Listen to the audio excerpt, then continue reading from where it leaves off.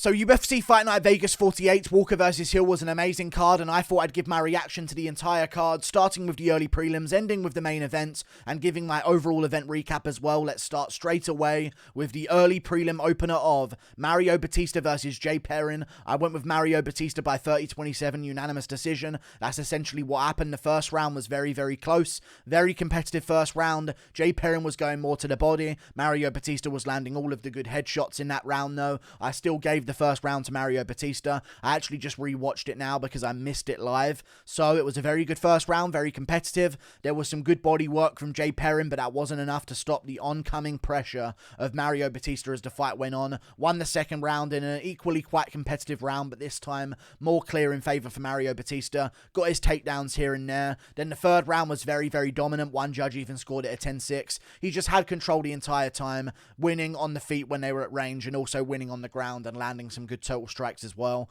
Good performance by Mario Bautista, 30-27, very good win. He moves on in the bantamweight division. Moving on up the card, Jonathan Pearce versus Christian Rodriguez. I gave this one to Jonathan Pearce, but it was a very, very close fight. Christian Rodriguez was a very, very game fighter out there, but Jonathan Pearce just won this fight by being in the better positions, landing the total strikes when he needed to. He was actually behind on significant strikes in this fight in some of the rounds, but the takedowns, he kept getting them. He kept having the good submission attempts as well. Now, there were some moments where you could give a round to Christian Rodriguez maybe because he did have a great armbar at one point in the fight, and also some other moments where he had a guillotine, I believe, in the first round. But overall, it was just too much control time for Jonathan Pearce. And it wasn't just control time where he was on full guard on top doing nothing. He was taking the back, looking for rear naked choke attempts. So he's actively working towards a finish in the fight quite often against Christian Rodriguez, and also tallying up some total strikes where he needed to make sure he was doing that damage as well. And Christian Rodriguez, although in a very close fight to score, technically,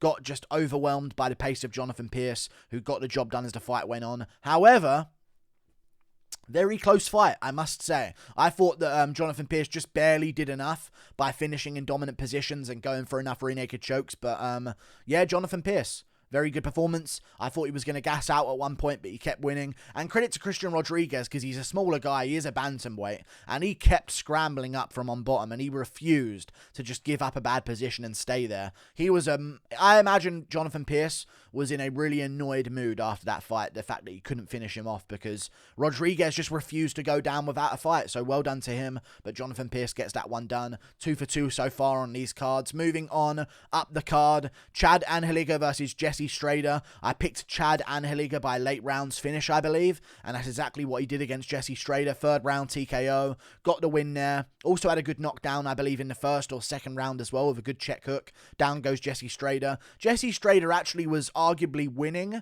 in the majority of the moments. He was the one who was getting the takedowns.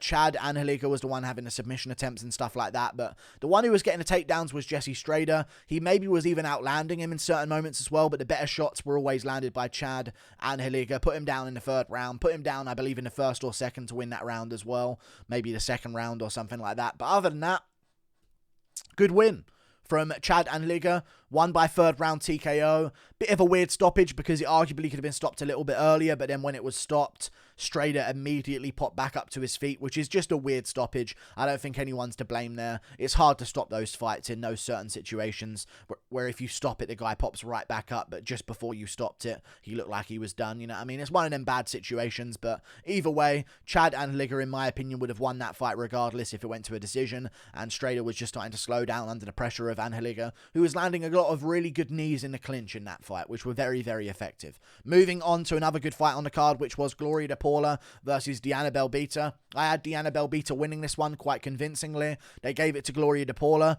No idea why. Some of the Twitter feed had it 2-0 Paula in the first 2 rounds, which is ridiculous to me. I thought the first round was pretty clear in favor of Diana Belbita. She landed all of the better shots. Gloria Paula was landing some little jabs here and there, but like Diana Belbita was landing solid right hands over the top and really good left hooks and really good body shots as well in that fight. So confused as to how they gave it to Gloria Paula, but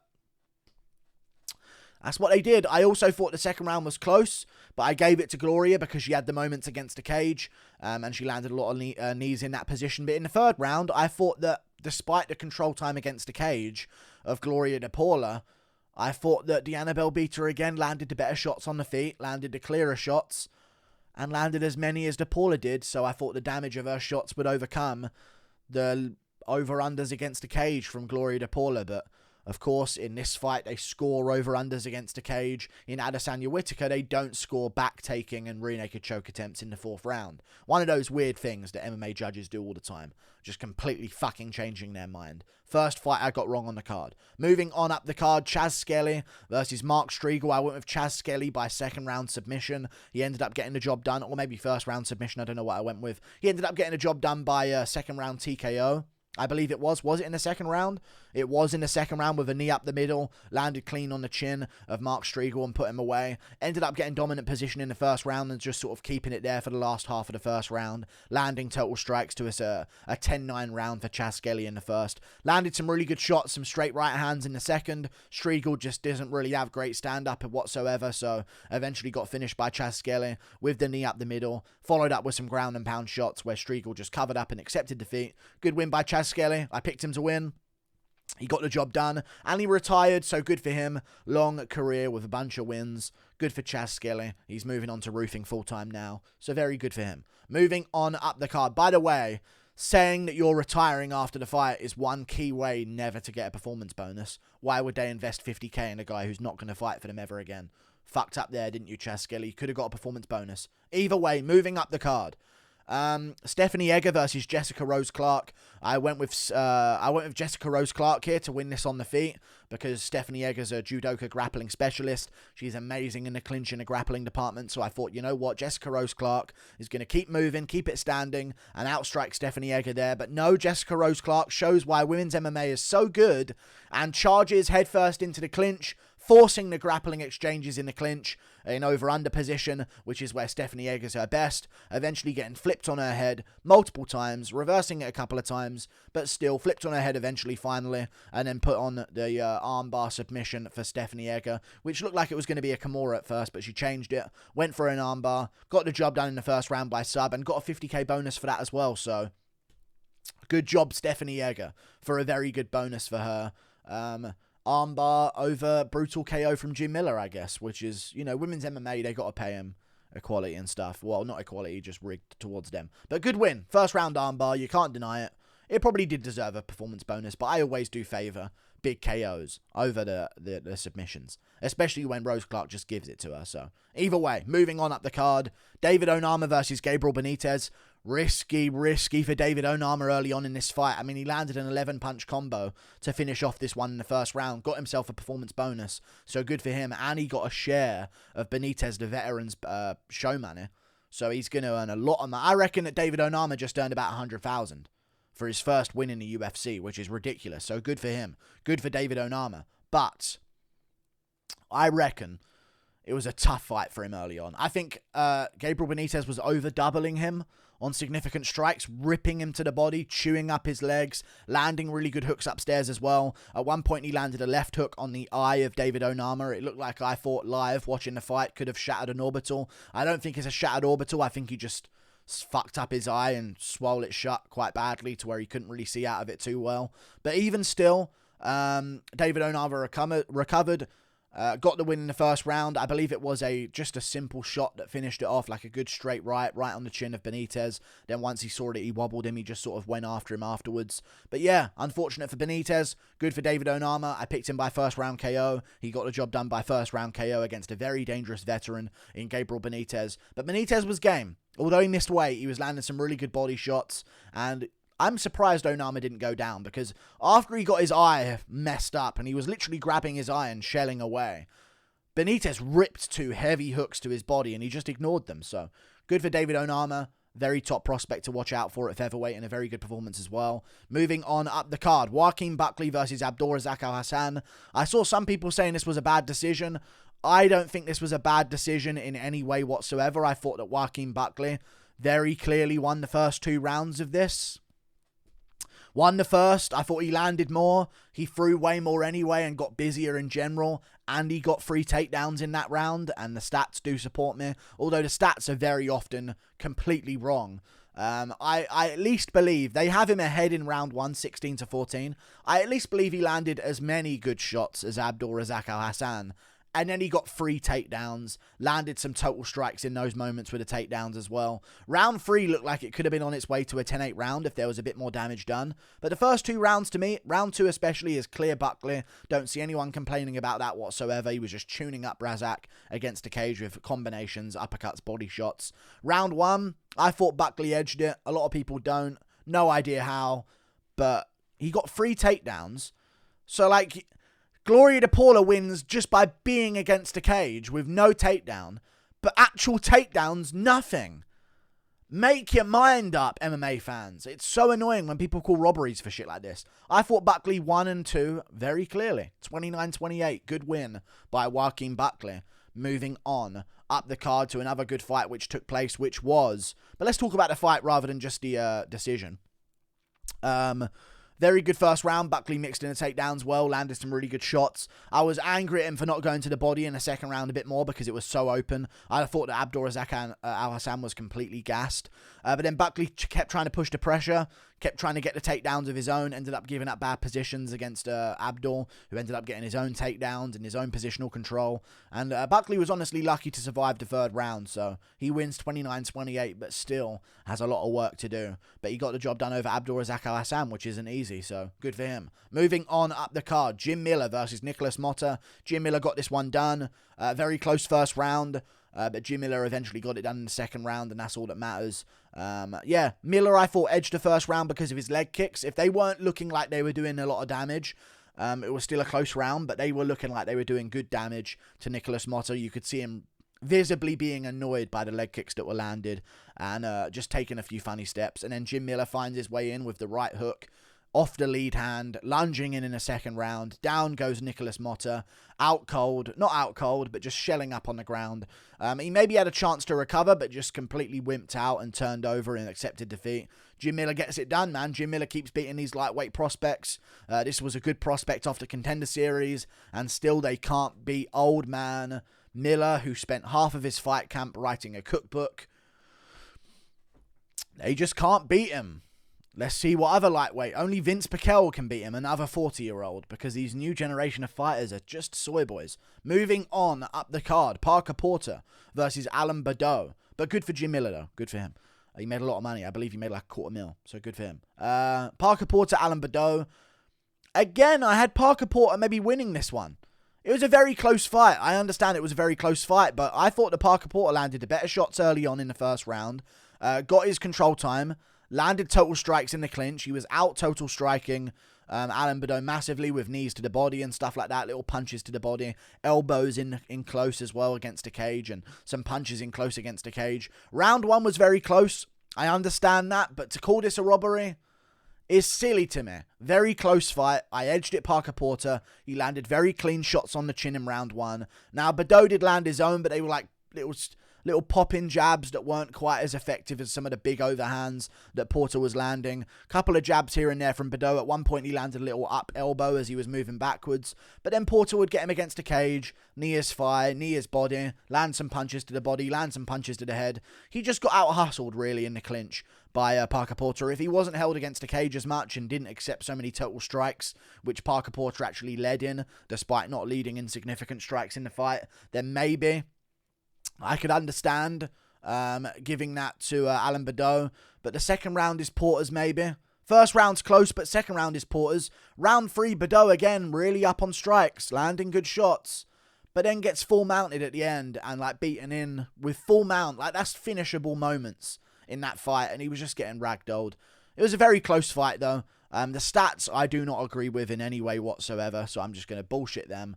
Fuck the stats, they don't tell the story of the fight. Parker Porter could have won that fight, man. Badout got out-hustled. And for people to say robbery is fucking disgusting to me. Especially to give him the second round. That's silly. It was second round Porter, arguably first round Porter, but then third round he ends up on top in full mount position, landing big shots at ground and pound.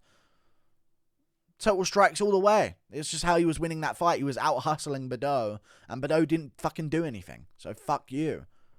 Honestly, like, you can't argue at that decision, in my opinion, regardless what the stats say. Moving on up the card to another good fight, which was Kyle Daukaus versus Jamie Pickett. Kyle Daukaus got the first round submission, just barely, by the way, and Jamie Pickett tapped at the end of the first round. I mean, there were certain moments early on, Pickett was landing a couple of good shots to the body with some knees and stuff like that, but Daukaus was sort of controlling the cage control, pushing him against the cage, landing good knees and punches in the clinch of his own, and eventually just getting takedowns from those positions with big double legs, hands together under the bum of Pickett, scooping him up, taking him down, getting into half guard, going for some submission attempts, like arm triangles and stuff like that, but couldn't quite find them, so ended up just sort of staying there and total striking his way towards the rest of the round. Eventually got a good position in the last part of the first round, ended up in a good position. Pickett tried to come back up on a single leg, I believe, and then Daukaus sort of put in a dash choke. And yeah, a brutal dash choke from half guard for Kyle Daukaus. Pickett should not have tapped. What is your corner doing? 1 second, Pickett.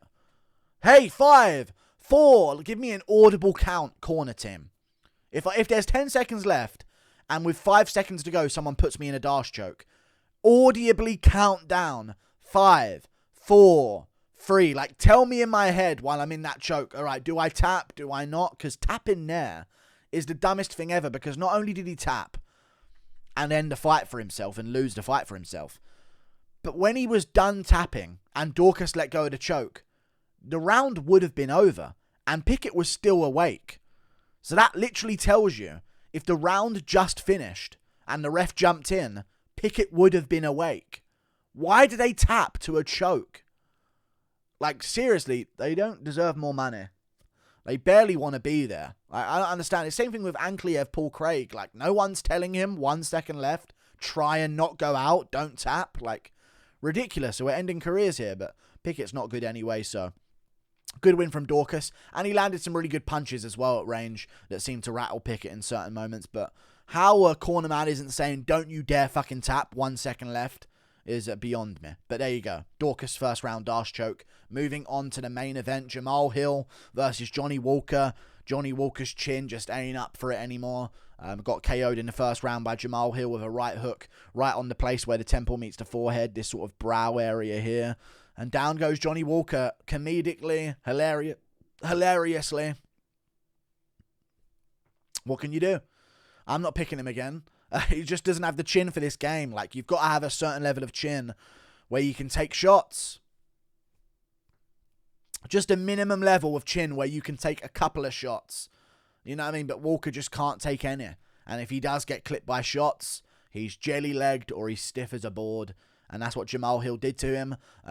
Early on in this fight, Johnny Walker was landing some really good leg kicks, some good front kicks to the body, keep him ranged quite well. Eventually, he gets caught up going for an exchange. He lands a good right hand on Hill, but Hill's chin can take the necessary couple of shots that you need to take.